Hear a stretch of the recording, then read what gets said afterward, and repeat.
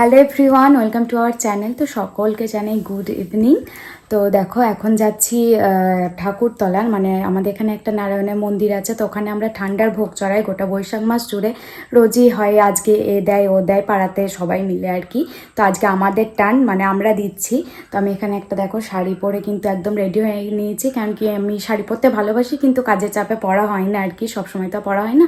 তবে আজকে যেহেতু পুজো দেবো তাই ভাবলাম একটু শাড়ি পরে রেডি হই।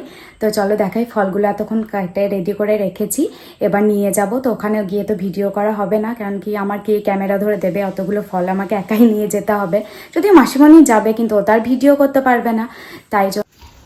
তো এই যে সমস্ত ফল কাটা রেডি এইদিকে। তো এবার আমরা বেরোবো আর কি ঠাকুরতলার উদ্দেশ্যে। মাসিমণিও যাবে আমার সাথে, এত ফল তো একসাথে নিয়ে যেতে পারবো না। তবে মাসিমণি তো আর ভিডিও করে দিতে পারবে না, তাই আগে থাকতে দেখিয়ে দিলাম তোমাদের। দেখলে যে ফলগুলো কেটে রাখা রয়েছে। তো এবার আমি যাবো আর কি পুজোটা দিতে। তো এসে আবার দেখা হবে, পরে কথা হবে, টাটা।